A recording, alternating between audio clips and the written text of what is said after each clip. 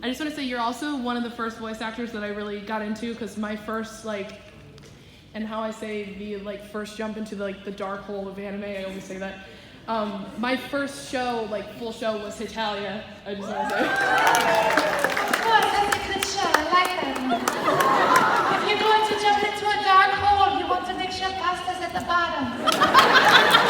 That was actually one of my questions. I was going to ask you to talk like Italy. Oh my gosh. Thank you. Oh my gosh. And my other question is, speaking of Rosario Vampire, how did you feel playing Tsukune? And also, how did you feel playing Hikaru in Brothers Conflict? Oh, that was fun because I didn't have to go through the makeup process in Brothers Conflict. It was just already done. My legs looked good. They were nice and shiny. For Tsukune, it's one of those shows. This is what I don't get in the world of anime, is that when you have, because you know it's not at an American school, because if it were at an American school, the minute these hot women come to be around this boy, it's a 5-minute episode.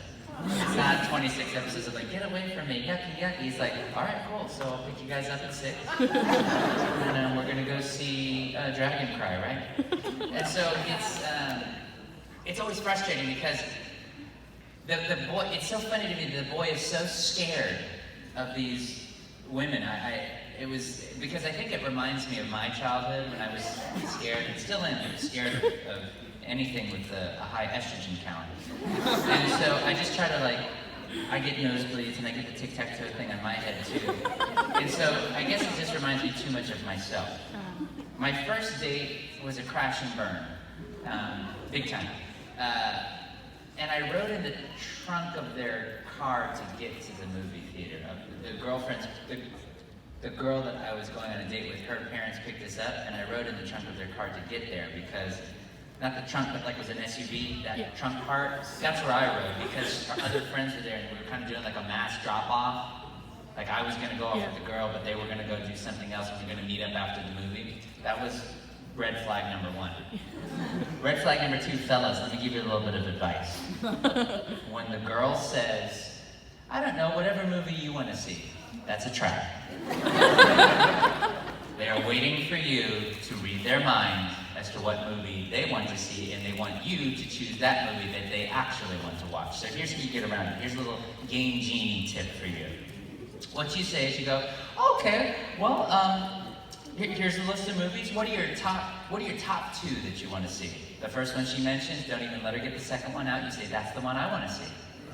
And then that will ensure success. There's your fortune cookie tip of the day. I did not do that. What I said is, okay, boy movie.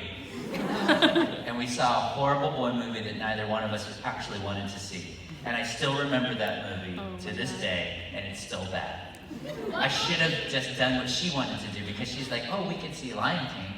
And I was little. And I was like, I want to see Lion King too, but I was like, well, no, that's not like a date movie, that's like a cartoon. I want to see like a date movie, because I was a little boy that didn't know anything. It never worked out. It didn't work out. It was awkward in school after that. And we never went on another date. And then I haven't dated since, so. Yeah, that's weird. Thanks for bringing that up. I have one more question, because I know that you were in one of my favorite animes. I think it came out this year, The Ancient Magus Bride. I know that you play Lindel. Could you talk like him for me, please? Lindel is one of my favorite characters that I like to think about before I go to sleep, because he's so soothing, and then you wake up and it's 6 a.m. and you've slept all night. Oh my God. Thank you for being here. Thank you Enjoy so the rest much. of the convention. Thank you.